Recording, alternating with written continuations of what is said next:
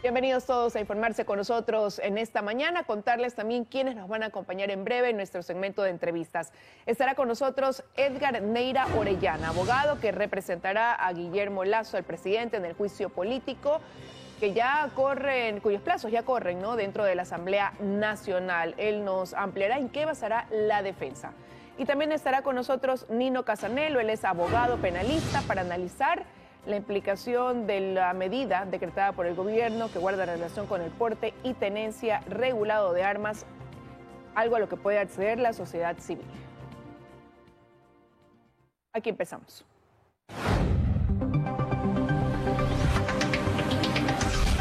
Empezamos contándoles que la tarde de este domingo empezó el retorno de los turistas que se trasladaron a los diferentes puntos del país. Pasado el mediodía hubo mayor flujo vehicular en la vía La Costa en el retorno a Guayaquil. En la terminal terrestre también se incrementó el movimiento. Luisa María Heredia nos cuenta que si bien el número de viajeros no superó las expectativas, sí hubo familias enteras que se movilizaron en estos días de descanso. Tal y como ocurre durante las últimas horas de un feriado, la tarde y noche de este domingo de Pascua hubo una mayor afluencia de vehículos en la vía La Costa en el sentido de regreso a Guayaquil. Quienes optaron por hacer turismo en los balnearios de Guayas y Santa Elena comenzaron a retornar pasado el mediodía para evitar la tradicional caravana. A eso de las 5 de la tarde, llegando de General Villamil Playas, encontramos a Luis, William y Ariana. Todos viajaron en familia. Disfrutando de la playa, quemándose un poquito. La gente con la familia juntos. Todo bien, todo tranquilo. Según informó el EQ 911, en las playas se registró la presencia de alrededor de 56.000 turistas, principalmente en General Villamil, Salinas, Chipipe y Montañita. Se trata de una cifra importante, aunque no haya superado las expectativas. Por lo que igual la Agencia de Tránsito y Movilidad aperturó un carril de contraflujo a la altura del peaje de Chongón. Por otro lado, en las terminales terrestres del puerto principal, el movimiento por el retorno de los viajeros empezó a aumentar el sábado en la tarde. Ese día, solo por la terminal matriz pasaron unos 36.000 usuarios en su regreso a Guayaquil. Y durante este domingo, unos 160.000 usuarios más, entre ellos don Eliseo. Muy bien, venimos de la parte de Manaví, Manta. ¿Qué parte de Manaví? Manta, San Lorenzo. De acuerdo con datos de la Fundación Terminal Terrestre, entre jueves y domingo se movilizaron más de 230.000 viajeros en las dos terminales, incluida la de Pascuales. Las ciudades más visitadas fueron Babahoyo, Daule, Milagro y Playas. Sí había movimiento, pero no a comparación con otros feriados. Y es que aquí la demanda para viajar, sobre todo a los diferentes destinos de la provincia de Santa Elena, no fue la esperada. Mientras tanto, en Quito se registró poco flujo vehicular en los ingresos a la ciudad. El porcentaje de ciudadanos que salió a otros destinos fue bajo también en comparación con anteriores feriados, según lo informaron las autoridades. Por cierto, el Servicio Integrado de Seguridad EQ 911 coordinó la atención de 32.728 emergencias durante los 3 días de asueto por el feriado de Semana Santa, con el apoyo de las unidades de seguridad, rescate y socorro. Varios balnearios de Santa Elena registraron poca concurrencia de turistas durante este feriado de Semana Santa. El toque de queda y las afectaciones invernales serían las principales causas. Sin embargo, se informó que no se declaran de emergencia a la provincia.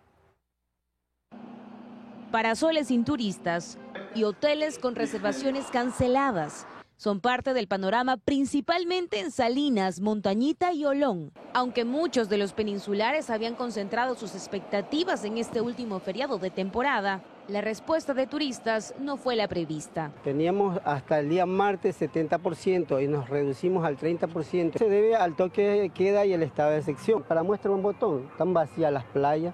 El sector gastronómico y demás comerciantes también han sentido el impacto en sus negocios. Por toda la estación climática que ha habido, ya ha faltado un poquito de gente. No parece feriado, parece un fin de semana normal, como todos los fines de semana. En cuanto a las afectaciones por la temporada invernal, principalmente en las zonas rurales de Santa Elena, consultamos a la gobernación si declararán o no en emergencia a la provincia. Nosotros como COE provincial tienen 7 mesas de trabajo. Obviamente si sobrepasan los límites de cada mesa, viene otro tipo de situación. Pero no podemos decir que la provincia de Santa Elena se puede declarar en estado de emergencia, porque usted ve, por ejemplo, tenemos CENEL, está muy bien, el Ministerio de Salud, están los hospitales bien, las atenciones prioritarias como tiene que ser. Al momento, Salinas y Santa Elena están declaradas en emergencia por los respectivos COEs cantonales.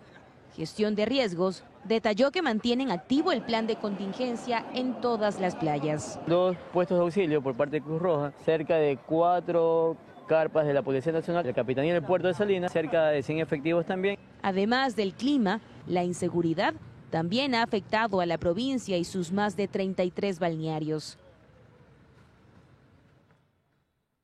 Y durante el último día de Semana Santa, los quiteños aprovecharon para visitar las iglesias y acudir a la misa de Pascua. El principal pedido de los feligreses fue la paz y la seguridad nacional. Las calles de la capital se llenaron de fe. Miles de ciudadanos participaron en los diferentes eventos que se realizaron durante este feriado. Y asimismo, en Guayaquil, el panorama se repitió. Varios ciudadanos acudieron a las diferentes iglesias de la ciudad. Aquí en el puerto principal, el pedido de los devotos fue un Ecuador más seguro. La ruta de las iglesias, así como las peregrinaciones en distintas parroquias, formaron parte de la agenda por Semana Santa en la ciudad. La visita a los 7 principales templos del centro de la ciudad ya es una tradición para los guayaquileños sin duda. Los recorridos guiados comenzaron el jueves y se intensificaron durante el fin de semana, concluyendo con la misa de resurrección en este domingo de Pascua. La paz mundial fue el principal pedido del Papa Francisco durante la misa de Pascua que marcó el fin de la Semana Santa. En esta ceremonia católica, el sumo pontífice pidió que cese la guerra entre Rusia y Ucrania. El Santo Padre también se refirió a la situación en Nicaragua, donde el régimen de Daniel Ortega ha deportado a religiosos católicos y condenó a 26 años de prisión a un obispo. A la par, se rezó por las víctimas de los terremotos en Turquía y Siria. Además, pidió a Dios que dirija su mirada sobre Haití, que está sufriendo desde hace varios años una grave crisis sociopolítica y humanitaria. 7 y 8 de la mañana, momento de irnos a nuestra primera pausa, pero enseguida regresamos con más información.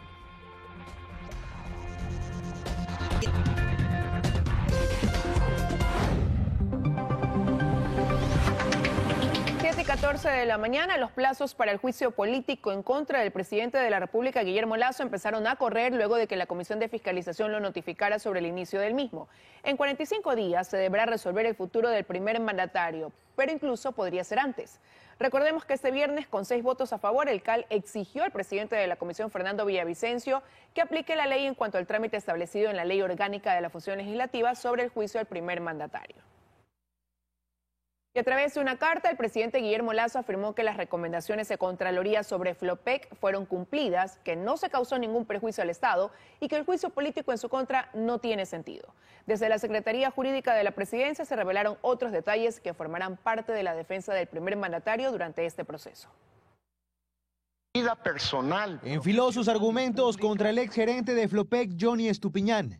A través de una carta, el presidente de la República, Guillermo Lasso, trazó una línea de tiempo sobre las decisiones que se tomaron en torno al contrato con Amazonas Tanker. Recalca que aun cuando entre las recomendaciones que la Contraloría emitió a finales de 2021 no estaba a terminarlo, en febrero de 2022 Estupiñán lo dio por terminado de forma unilateral, sin sustento técnico ni legal, según el primer mandatario.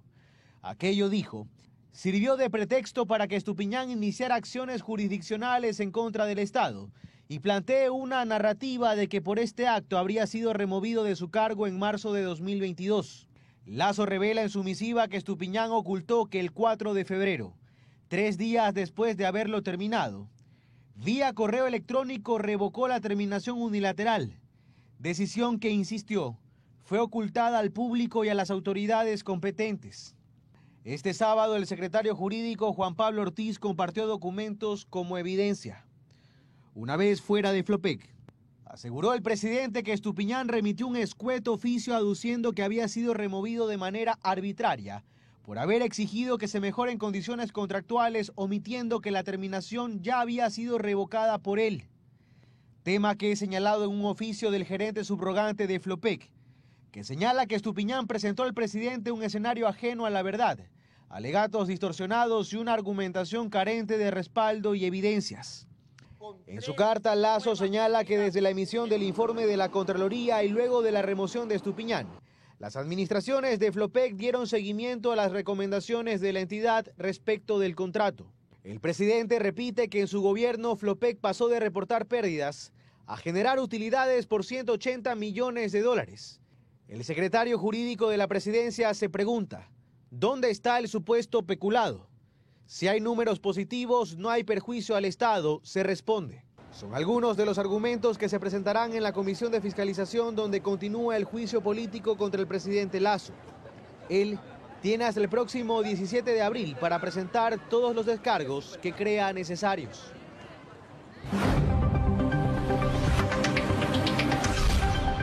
Otros temas, la cifra de fallecidos por el deslizamiento de tierra ocurrido en Alausí subió a 35 al cumplirse este 9 de abril, 2 semanas de la tragedia. Las tareas de rescate de las víctimas no se han suspendido pese a las lluvias intermitentes en este cantón de Chimborazo. A la par, este domingo inició la evacuación de la población en riesgo en la parroquia de Huigra, cantón Alausí, debido a una nueva amenaza de deslizamientos por movimientos en masa. La Secretaría de Gestión de Riesgos decretó alerta amarilla y coordina la salida de la población con la participación de la Cruz Roja, el Cuerpo de Bomberos, la policía y más autoridades.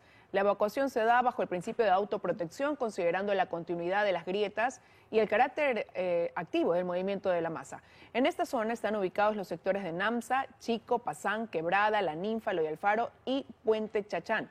Además, se ordenó que los comités de operaciones de emergencia cantonal y provincial del cantón Alausí se mantengan en estado de alerta y operativos. Estas imágenes corresponden a la activación de las mesas de coordinación que se activaron esta madrugada durante este proceso también de evacuación que se realiza en Huigra. Y una fuerte granizada se registró en Quito la tarde de este domingo. El EQ 911 captó imágenes del evento natural en el que se formó una capa de hielo que afectó el paso en las calles cercanas a la avenida Mariscal Sucre. Usuarios de redes sociales publicaron fotos y videos de la cantidad de granizo que quedó en veredas y calles. Por esta razón el tránsito se tornó lento, ya que los vehículos redujeron la velocidad ante la cantidad de granizo. 7:18 de la mañana, le contamos ahora que el primer cargamento de pitahaya ecuatoriana hacia China saldrá hoy desde el Aeropuerto Internacional Mariscal Sucre. Así lo informó el Ministerio de Agricultura y Ganadería. La carga que se enviará será de 7.745 kilogramos, resultado de la producción de 4 empresas ecuatorianas. Desde julio del 2012, Ecuador solicitó el acceso de pitahaya a China. Este proceso constó de 8 fases. La última fase fue una inspección virtual realizada por técnicos chinos el 16 de febrero de este año, con el fin de corroborar la implementación de las disposiciones del protocolo de cuarentena para la exportación de la fruta. Con esto, China se suma a la lista de 58 países a los que se exporta pitahaya.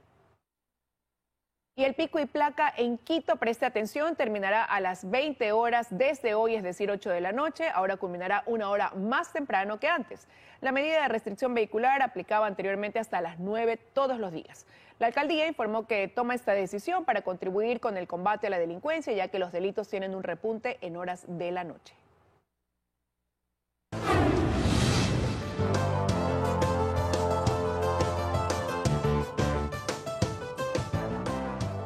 Información internacional, el presidente de Colombia, Gustavo Petro, manifestó que está dispuesto a reunirse con los ex jefes de los paramilitares Autodefensas Unidas de Colombia, que le enviaron una carta a finales de marzo pidiendo una audiencia para hablar sobre la ley que permitió su desmovilización.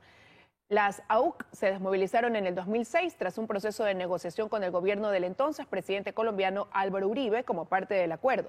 Los ex paramilitares se acogieron a la Ley de Justicia y Paz, que contemplaba penas de máximo 8 años de cárcel a cambio de colaboración para esclarecer crímenes. El gobierno de China continuó el domingo con la simulación de una serie de ataques de precisión contra objetivos clave en la isla de Taiwán y aguas circundantes. Se trata de una respuesta a una reunión de la presidenta taiwanesa Tsai Ing-wen y el presidente de la Cámara de Representantes de Estados Unidos, Kevin McCarthy, que tuvo lugar el miércoles en California. Pekín prometió responder al encuentro con medidas firmes y contundentes. El Ministerio de Defensa de Taiwán detectó el domingo 11 buques de guerra y 70 aviones chinos. Momento de ir a una nueva pausa y enseguida regresamos con nuestras entrevistas el día de hoy.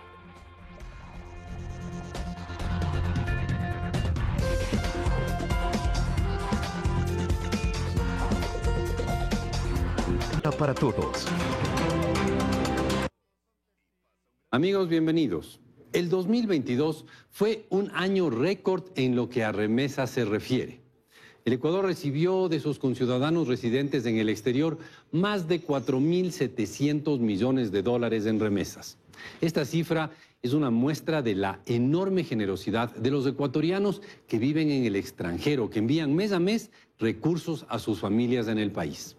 Estas remesas tienen sus orígenes principales en los Estados Unidos y también en España, y su buen nivel es un reflejo de la buena situación económica de ambos países. Y si bien ha habido una nueva ola migratoria en los últimos 2 años, lo más probable es que estas remesas vengan de olas anteriores, de gente que ya ha logrado asentarse en el mercado laboral, ya sea norteamericano o español. Por cierto, y como lo veremos en un futuro programa, esta evolución no es exclusiva del Ecuador y es común a muchos países en desarrollo y sobre todo países de América Latina. Muchas gracias. Economía para todos.